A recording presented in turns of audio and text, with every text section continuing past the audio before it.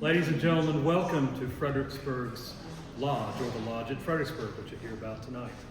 I'm Seth Roderick, the Master of the Lodge for 2026, and I'm going to introduce our guest speaker tonight. This is the first in a series of 10 lectures, which will focus on Fredericksburg's Revolutionary War heroes. And before I begin the introduction, a little housekeeping. The men's room is out the door here behind you and to the left, down the hall on the left. The ladies' room is just off the foyer. There's coffee in the foyer, and we have some water out there as well. Feel free to move about. And if you've got any questions about the facility after the lecture, we'll be happy to show you around and answer any questions that you have. I'm going to try to do this without, thank you for the font, without the glasses even. Ethan Burgess grew up in the Ferry Farm neighborhood across the river. He graduated from Longwood University in 2018 with a major in history and minors in English and creative writing. After initially interning for the National Museum of the Marine Corps Arms Vault, he developed an interest in public history by giving tours at the Rising Sun Tavern downtown. From 2022 to 2024, he worked as the membership and office manager for that organization, the Washington Heritage Museums, and he also started as Director of Communications for Stratford Hall in June of 2025. He also volunteers for Fredericksburg's Memorial Advisory Commission as the Vice Chair.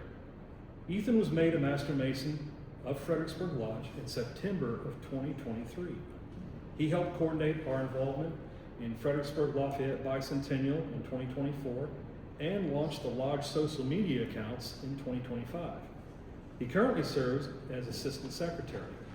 He is also a member of George Washington Lodge of Research number 732, Fredericksburg Royal Arch Chapter number 23, you're busy, Fredericksburg Commandery number 1, Knights Templar, and is a member of the Grand Lodge of Virginia Communications Committee. Now he left a blank at the bottom here because I told him I was going to try a little Virginia panegyrics, and I won't do very much. But Ethan, congratulations to both the Burgesses on your recent marriage.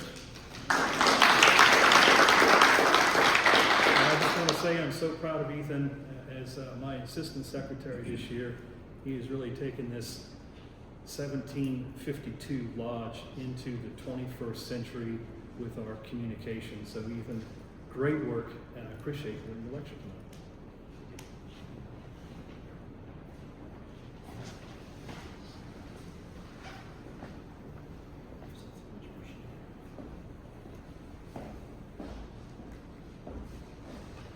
So thank you, Worshipful Seth, for those kind remarks, and thank you all for coming tonight, seeing so many familiar faces and some new ones. I hope to meet you through this lecture tonight. You'll get to know a little bit about me and a little bit about the Lodge. Appreciate you all coming, it means a lot. I'd like to thank the Historic Fredericksburg Foundation for co-hosting this exciting lecture series, and surely a first for us here to have such a wide span of public programming. It happens so often that you read a bio about a historic figure, and after learning about their daring, genius, or altruistic accomplishments, it will plainly say, and he was a Freemason. What does that even mean? You can go off the generic Freemasonry for Dummies definition, or even what your weird neighbor said once. Masons live out their own definitions each day. So here's what I decided it meant this morning. We are a fraternal organization that cultivates moral guidance and a charitable lifestyle among its members, using a degree system amalgamated by hundreds of years of symbolic stonemason practices on the shoulders of thousands of years of spiritual, philosophical, and mythological inspirations. On the daily, in the modern era, we are planning lodge cleaning and meals, preservation of the building, events, blood drives, fundraisers, scholarships, you name it, helping with tasks for our elderly, widows, and orphans. You hear it a lot. And he was a Freemason. And that's it. My hope tonight is to provide you a footnote which you can attach to that statement anytime you read it in regards to a Fredericksburg Freemason from the 1700s. I'm also giving you a primer, something for you to think about as you learn more about the Lodge's Revolutionary War heroes over the next 9 lectures this summer. It won't help to spew a massive list before you of Fredericksburg Rev War officers, magistrates, vestrymen, mayors, councilmen who were Masons and just call it a day. That doesn't actually instruct anything. We need to better understand what these people fought for and may well thought about while at war and serving the community when they returned, for those that returned. During these 250th celebrations, we must fully examine a colonial and revolutionary era of Fredericksburg. My contribution tonight will be to the growing effort to bring will be the contextual grounding of early Fredericksburg Lodge functions. Were Fredericksburg's Revolutionary War heroes really significant players? And was this lodge of any real value to the cultural and economic development of Fredericksburg? I will let you decide that after these lectures. So, getting down to business here, how do I introduce the lodge at Fredericksburg with an H on the end, as it's often written? I would like to apologize for the deceptive use of this image on the current lodge building. It was necessary as it's become synonymous with the identity of our organization. You'll notice I just used the word building and not just lodge. I'll actually only be discussing the building but briefly today. I apologize to the HFFI folk. Even worse, I'm going to go backwards. The room we're gathered in is an early 1950s addition. The project was organized by past master and Fredericksburg Mayor Edward H. Can, and the contracting work was overseen by none other than Brother Robert B. Payne. The cornerstone laying was completed on March 3rd, 1951, and the remainder finished in time for November 4th, 1952. So why November 4th? As you can tell, we're quite fond of this George Washington fellow here. Here's some invitations for the George Washington Masonic Bicentennial, commemorating 200 years since his initiation as an entered apprentice here. And here's some dapper fellows at said occasion. I have no comment on the accuracy of their costumes, but it was nice of the Grand Master of Masons in Virginia to be there. He's the one in the center, you can tell with this fancy jewel. So, hold on, Ethan, you just said he was initiated as an apprentice here, but this room wasn't here until the 1950s. Oh, I know, that must have been upstairs in the old lodge room. I regret to negate that for you as well. I pulled this from Google today. It was most appropriate. This was pulled by a visitor's Facebook post. I don't know when they came, but what they wrote was, this is the picture of our upstairs old lodge room, and it says, Fredericksburg Lodge No. 4, where George Washington has been initiated into Freemasonry. Everything about this image is wrong, unfortunately. So, although the upstairs served as our lodge room, starting in 1816, when Most Worshipful Benjamin Day had the building built by the George and Robert Ellis brothers, primarily for use of the male charity school, and General Lafayette himself was received up there during his 1824 visit, 1816 sadly does not math out to 1752. This building did not exist. 74 years is a long time. So what is here in 1752? What I actually mean by here is that it's among this living organization of men with an unbroken chain of traditions. You think I'm joking, but I'm telling you, the definition of a regular and legally constituted lodge is by its membership and officers, not physical place.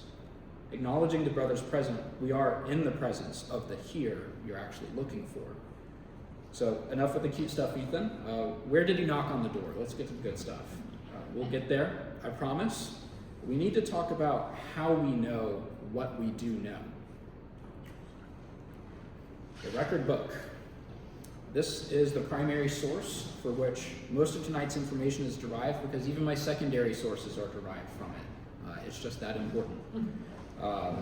So, this is our original record book, with records dating from September 1st, 1752 to December 6th, 1771. So bad news is we have nothing between 1771 and the end of the Civil War. Good news is we have George Washington's degree dates and the first recorded Royal Arch degree in the world. More bad news is we have little knowledge of how the lodge reacted officially to the Revolutionary War. But some more balancing good news, is that it's one of the most fascinating data sets from colonial North America. Its reference is a primary source in numerous publications. Its 164 pages contain 108 pages of minutes, 6 pages of treasurer's records, 5 pages of member lists in the form of signatures, plus a few miscellaneous pages of rules and regulations. It's important to note that those financial records do go to 1785 a bit. So although it's not minutes, we have some financial records. So it's important to note that these are not exhaustive records of all possible Fredericksburg Lodge meetings during the colonial era. We could debate all night about what the earliest recorded meetings might infer about the possible meetings that happened earlier than September 1st, 1752. And keep in mind that we're operating without a charter at the time, so there is no number 4 attached to our name. I'll get to explaining that later. What matters for this lecture is that these records are 2 charters, the copies are up there, the George Washington Masonic Obligation Bible and other artifacts were evacuated to Danville before the Civil War took its toll on the remainder of our original records and artifacts. These 164 pages were bound together by Masons working in the U.S. Government Printing Office in 1926. It's my pleasure to share that actually a project to further preserve the quality of the pages has begun in just the last few weeks. If you have any questions about this exciting project, you could email us, or you could talk to Worshipful Mike Dove over here in the blue. He's our past master from last year and now our archivist who's undertaking this project. Very much needed. Okay, so this legendary minute book, it gives us the location of George Washington's initiation, right? I've listened to this full talk about historiography for about 5 minutes. It doesn't.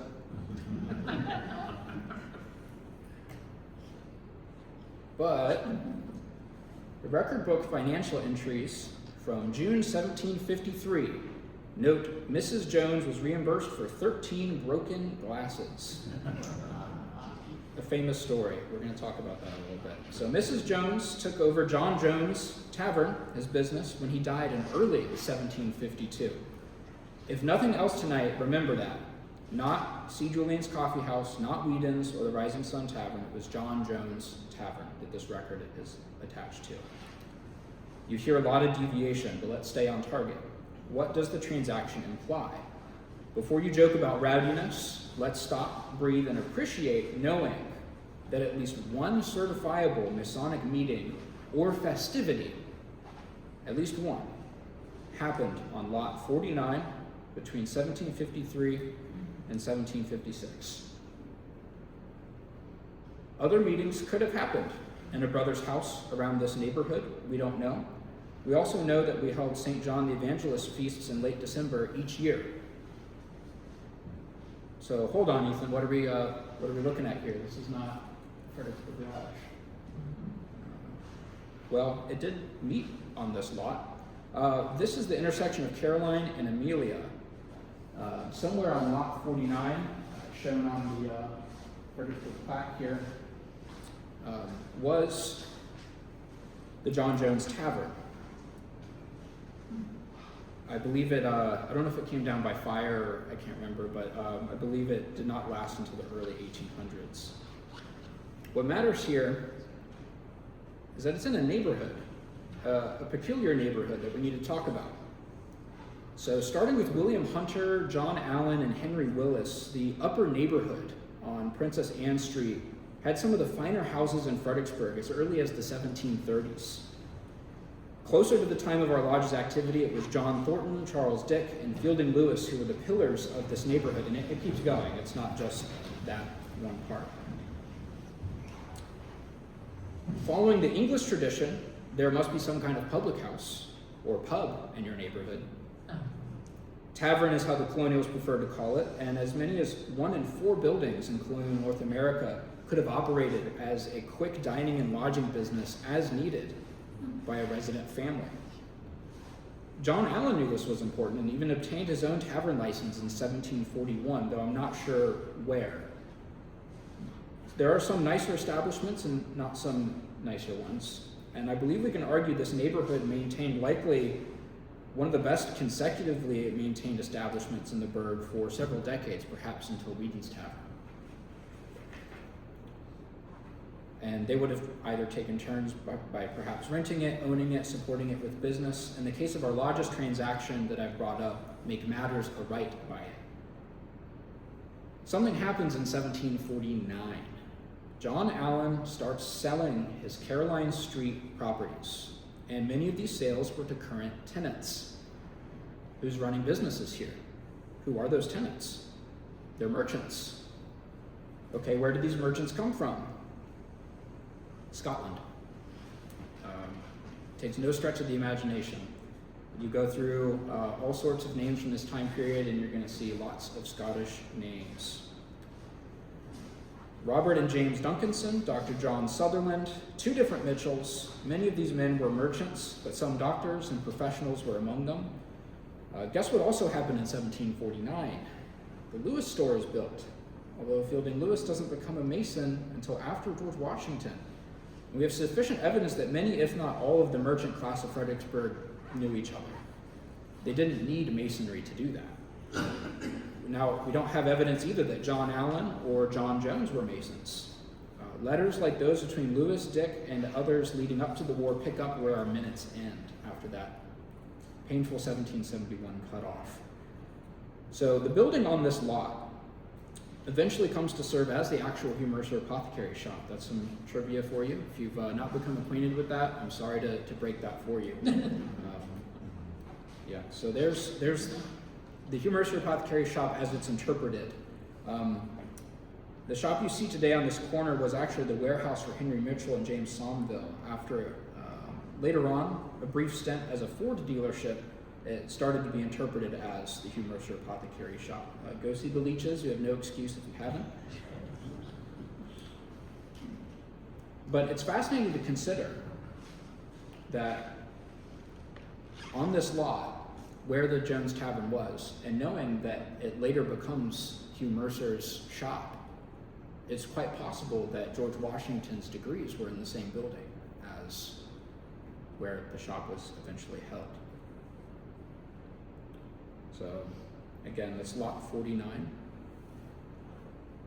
So, our second recorded meeting, including the initiation of George Washington, is on November 4th, 1752. He paid £2 3 shillings for his entrance, which is perplexing because both degree fees and monthly dues were not itemized in the accounts. This makes it very difficult to know exactly how much the dues were by early records, and also how much the entrance fees, as they might be called, or admittance fees were. They seem to vary from brother to brother, and we're not sure if that's for all 3 of his degrees, or if it's just for the first, if he's prepaid. He actually came back and he had to pay 2 days later, which is kind of funny because I forgot to pay on my initiation night too, so that happens. So we see a lot of variance in those early years. He was passed the degree of Fellowcraft on March 3rd, 1753, and raised a Master Mason on August 4th, 1753. Between those 2 dates, summer of 1753, was when the Jones transaction happened.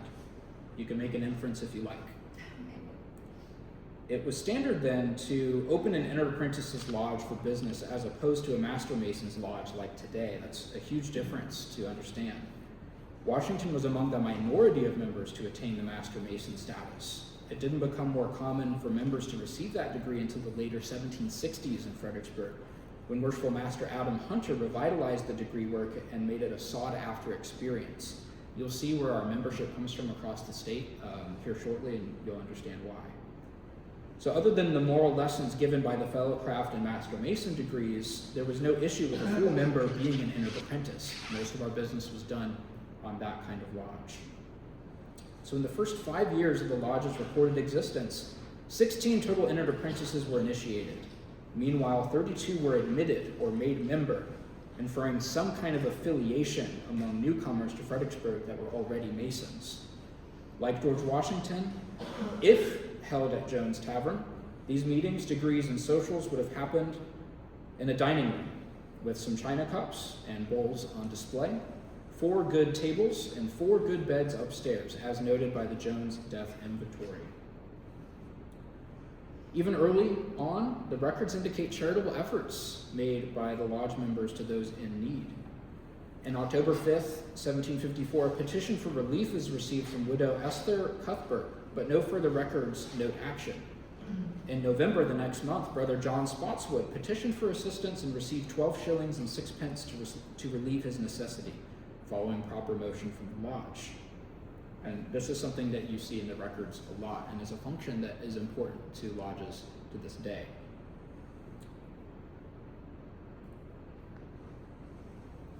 Uh-oh, what's this other lot? Things start to get a little easier, actually, for us.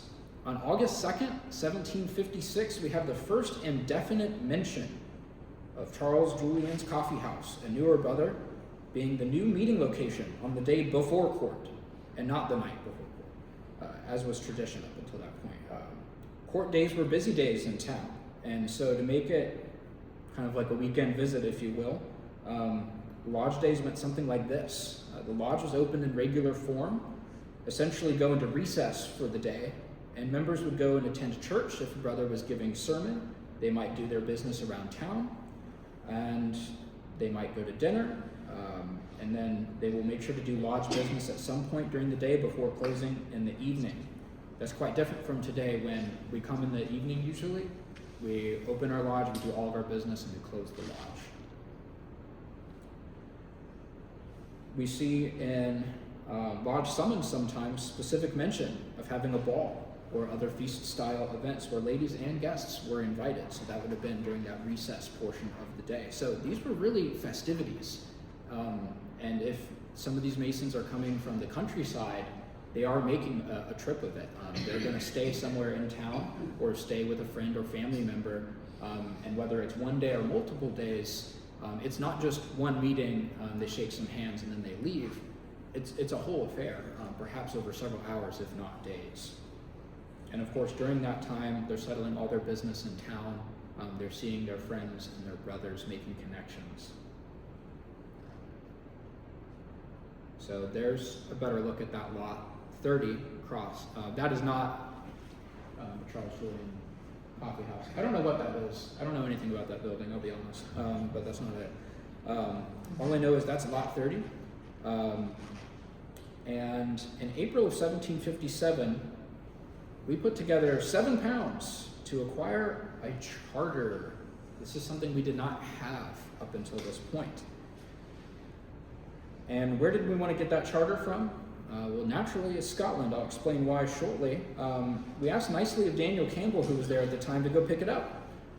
We don't know when the charter got here, but it is dated July 21st, 1758, thus making our official recognizing by any Grand Lodge. We were actually one of 4 lodges in the Americas, substantial enough in our mercantile connections and community impact to be recognized by the Grand Lodge of Scotland. Others were Royal Arch King Solomon Lodge in New York, Blandford Lodge in Virginia, and St. Andrew's Lodge in Massachusetts. However, keep in mind, plenty of other American lodges were getting charters from Ireland and England, and from different types of Grand Lodges. It gets fun. I'll explain that more again soon. So what's important is that a Grand Lodge halfway across the world said, yeah, we know those guys in Fredericksburg. And that's a pretty important thing to acknowledge. And that's recognition from an ancient country that this one specific port town on the east coast of North America is worthy of attention. And it's also not a coincidence that our charter isn't English. 20 years later, that becomes quite evident with the American Revolution. It wasn't a seditious move, of course, at the time to get a Scottish charter versus an English charter. It was just one of the massive building blocks approaching the Revolution that aligns our lodge culture with the changing attitudes about class and government. Freemasonry primed local gentlemen's sentiments about being a Scottish colonial merchant or being in a military fraternity, something flexible, not a traditional upper class, traditional English institution that wants to keep strict order.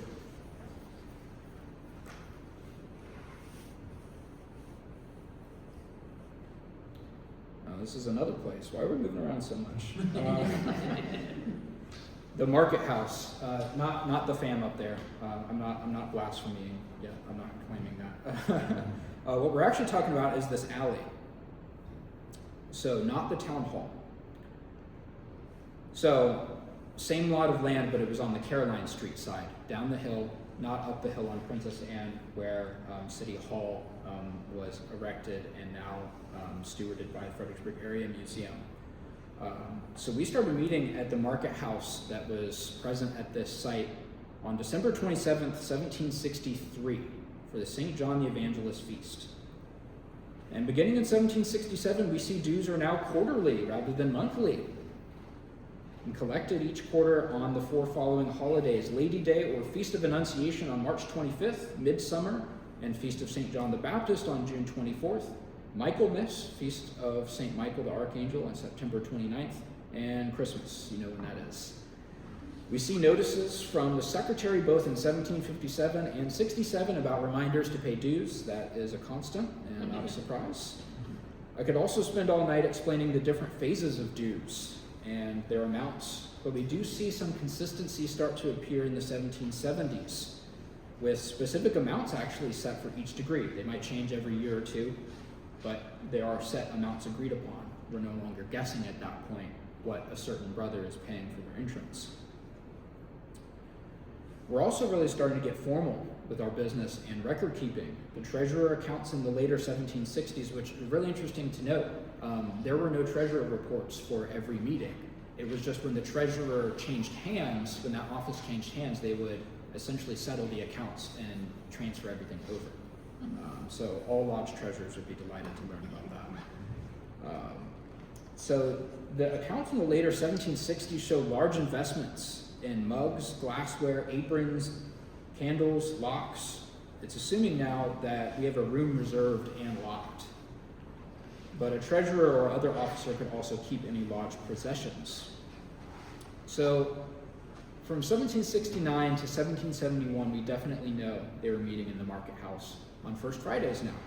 We're ahead of the game on the First Friday thing. We can assume they continue, it's an assumption that we continue to meet there until the 1810s. Again, without any official evidence from the lodge on how we conducted business during the Revolutionary War. If following the regular practice of one stated communication per month, that's what we call our business meetings, we could expect 232 meetings from the 20th year period we have recorded. What we really have are 184 recorded. Just because it didn't make it to Danville and eventually in the hands of the U.S. Printing Office doesn't mean it didn't happen.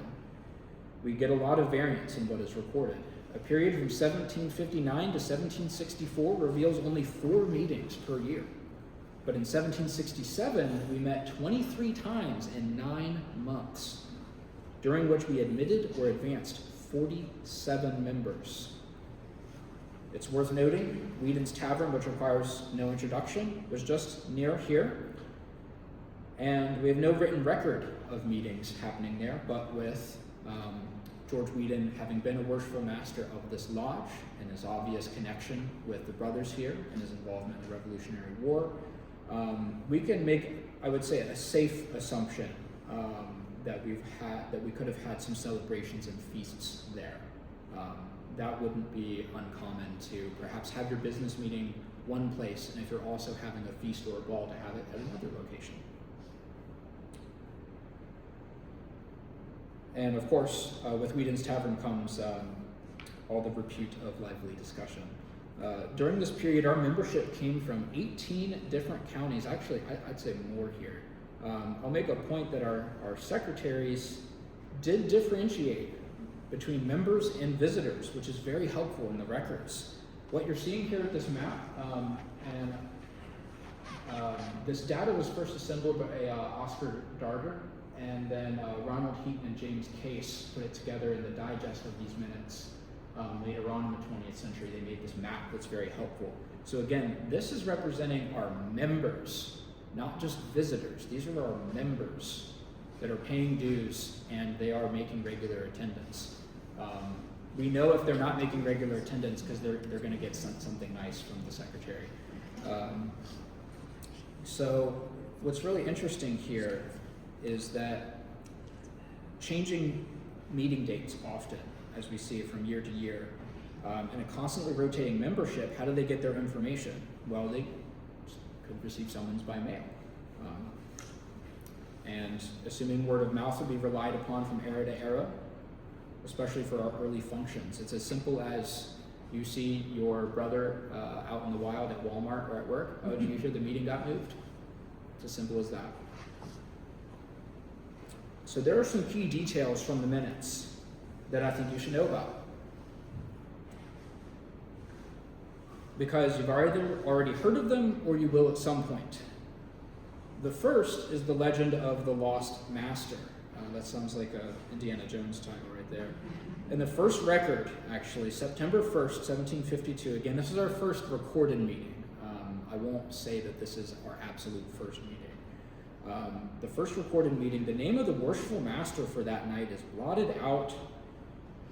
We know that the name was first scratched out with hatch marks and then blotted over with ink.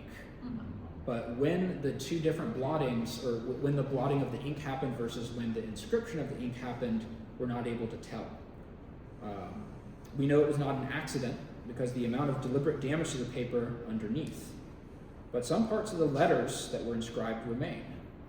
I would invite you to check out a paper written by Worshipful Chris Tripp, or past master here, available on the George Washington Lodge of Research website, that is all about this mystery. So he even got some forensic science involved, and so that's the scan that you see in the lower right here. Through that investigation, he was able to rule out two likely names that we had been conjecturing for a long time. The two names he was able to rule out were Daniel Campbell and Simon Fraser, two contenders, again, through Lodge legends throughout the centuries. The Fraser theory persisted because he was a British brigadier general, and the blotting out was done to remove a loyalist from the roster. It's a dramatic thought, but not necessarily substantiated. Wait, did he just say a member of this lodge was a British brigadier general? I'm glad he's finally talking about guns and swords and stuff. Here's the rabbit hole I can't go down with you today. But let's pause for that Simon Fraser figure, acknowledging I'm about to make a bit of a stretch here, but I want to introduce you to the basics of this idea so you're familiar with it. He's a Scottish lieutenant in the British Army at the time of our early lodge records, and offering the latest in military drill instruction in Virginia for extra cash. We see that through the Virginia Gazette. Him and his relatives, also Masons, are traveling often and visiting lodges of all kinds. He is one of many British military officers who formed these kind of spectral, ever-changing military lodges that attach to units, and they're very hard to track down. You should know modern U.S. soldiers do this as well. Soldiers abroad who are Freemasons get dispensations or even charters to meet and conduct lodge activities while deployed. It's quite natural, if you think about it. The next interesting point you should know about our minutes is that they contain the first recorded mention of the Royal Arch degree in the world on December 23rd, 1753, about a year after our records start. So what's that? It's an advanced degree that builds on the myth of the Master Mason degree and part of the York Rite system that eventually gives birth to the Knights Templar in America. Today, a Royal Arch chapter like number 23 here in Fredericksburg confers this degree as a separate or concordant body, but at this time, it was conferred in regular lodges and to past masters of the lodge only. That is unlike today. So, who confers this Royal Arch degree? Well, we do know it's Simon Fraser. He attends 4 more sporadic meetings after this point. He comes and goes.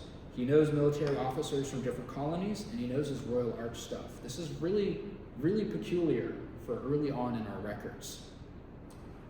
Obviously, we have to assume some meetings were indeed held before September 1st, 1752. There's no mention of an installation of officers. The record just seems to pick up in the middle of a regular lodge year. Certainly our culture was established enough to have more than a few past masters come together for a Royal Arch degree so quickly. If not, they're connected to Masons who do know, and they're connected by being in Fredericksburg. Is there a possibility this lodge was originally a military lodge set up by itinerant officers? That theory is developing, but not fully proven yet. There's more research to be done. I would ask our historian, Right Worshipful Shelby Chandler, who knows a little bit more about this. This is an ongoing effort that I think is quite fascinating. But again, I wanted to introduce you to the basics of that possibility. Anyways, Fraser does become a British general, a brigadier general, and perishes from rifle fire at 2nd Saratoga. So does it matter where a Mason is from at this time? It could. Fraser was a loyalist by profession, but the York Rite system he belonged to was born from a radical change in Masonry that resulted in class divides in the 18th century. To briefly summarize a dramatic schism that defined 18th century Freemasonry, not long after the Grand Lodge of England publicly formed for the first time in 1717, a rival Grand Lodge formed, challenging its traditions. They accused the Grand Lodge of England of modernizing the ceremonies too much. So these traditional elite English were called the moderns. That's a little paradoxical, just think of it flipped. The challengers were dubbed the ancients. These are the new guys, because they wanted to revert to a more pure form of Masonry. The Grand Lodges of Scotland and Ireland joined in on the fight, mostly on the side of the ancients, and suddenly, by the time our lodge is getting its feet on the ground in the 1750s, everyone is rushing to align themselves and get a charter. Being composed of plenty of Scottish merchants, colonial military officers, and other professionals not usually considered a part of the English elite, we aligned ourselves as Scottish ancients. This is why our brand of Masonry in Fredericksburg was more socially progressive than back in England, and involved more with charity, arguably, than the moderns, and it's more than a place by now most colonists don't consider a home anymore. And that's something we understand as, perhaps English colonists in the 1600s had certain views about their homeland. 1700s, their descendants feel a little bit different.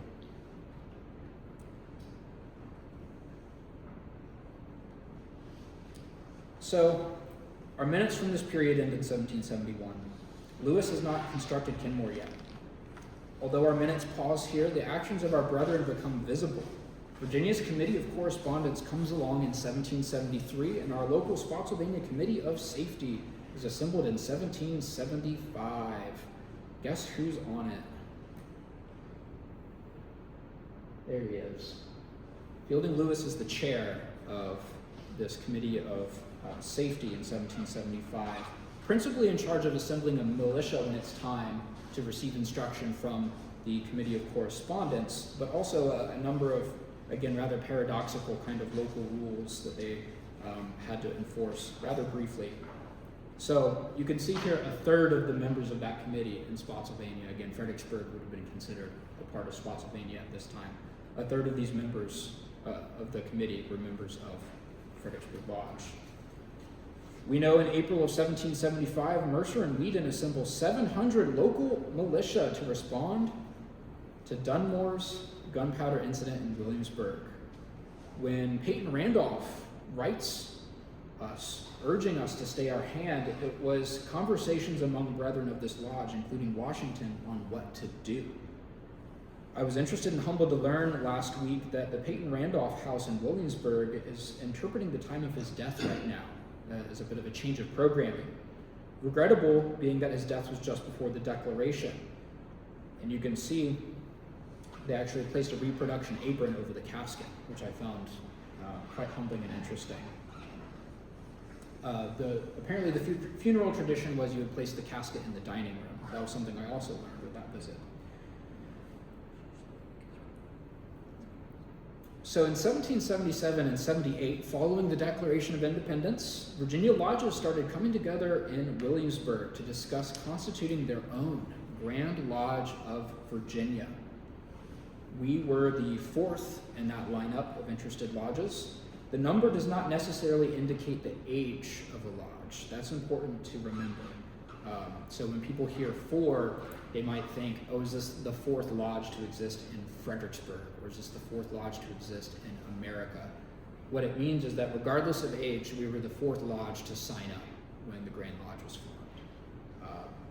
And that's across the whole state. Let me find my place here.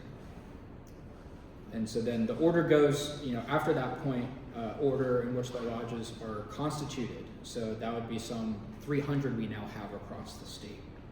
We know through quite a few letters, we were heavily involved in the creation of the Grand Lodge, as well as the critique and review of its early laws and regulations. A lot of visits down here. A lot of their brothers were members here too, but there's a lot of going back and forth there, both in letters and on horseback.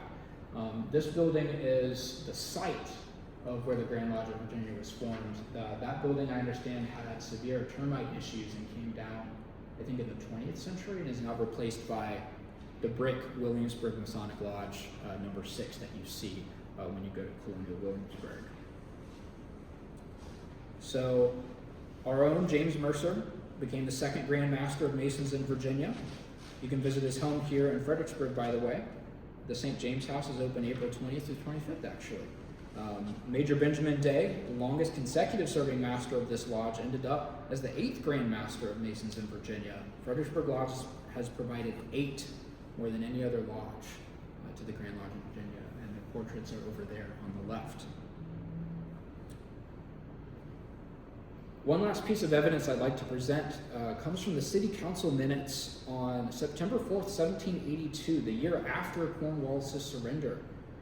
With a still developing state and local government after the Revolution, lodges everywhere took up town maintenance projects. 137 pounds and 6,000 feet of plank were donated by Lodge 4 to repair the market house roof from dilapidation. Apparently that had happened during the American Revolution, not caused by battle, of course, but just through time. A necessary move to keep a town cultural center intact. It also ensured the upper floor of that building for lodge use until the 1810s, when it came time to establish our permanent home. So, colonial ancient Freemasonry accomplished 3 things in the cultural shift leading up to the Revolution.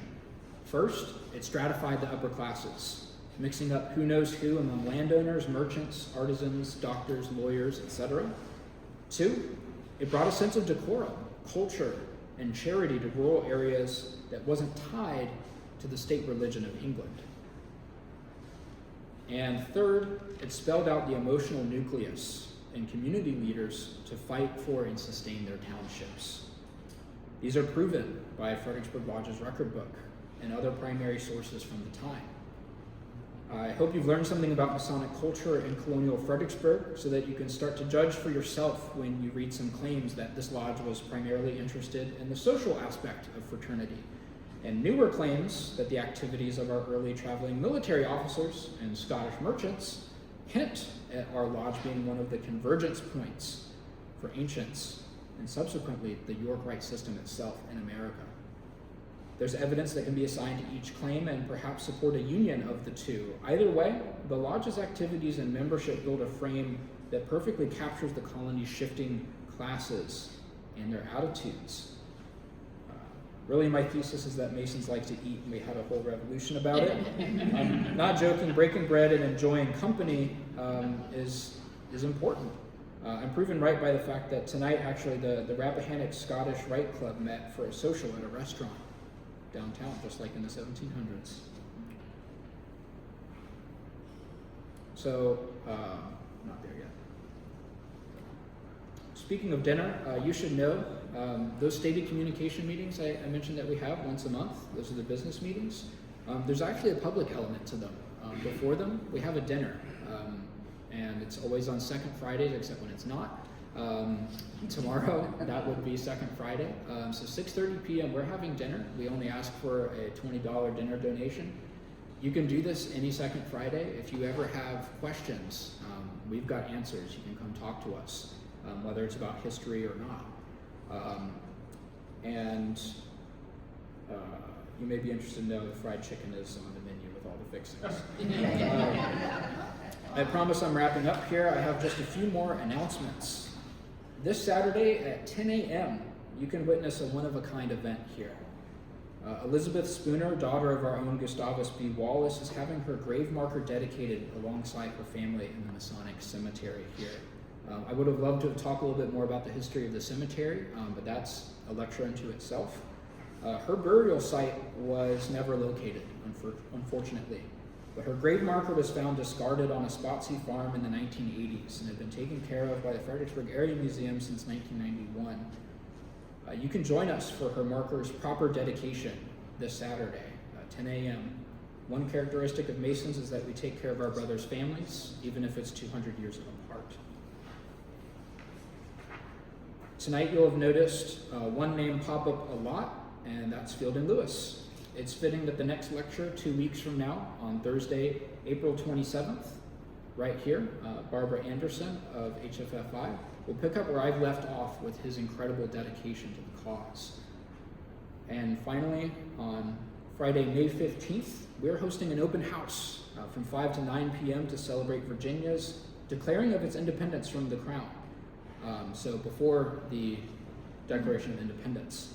Come get some cake, bring a friend who's never toured, and at 7 p.m. you can hear from Right Worshipful Shelby Chandler, our lodge historian, about the 5th Virginia Convention and how 2 lodge members and Spotsy residents, George Thornton and Ma'am Page 3, contributed. Then every 2 weeks through August, come back and learn more about the service of not just Washington, Monroe, and Lafayette, but some other names that deserve more attention. Mercer, Whedon, Wallace, and Day. Honorable mentions to John Minor and William Woodford, plenty others. There's just so many to talk about. I hope this series either inspires you to dig into these officers' legacies or perhaps examine things from a new perspective. Thank you.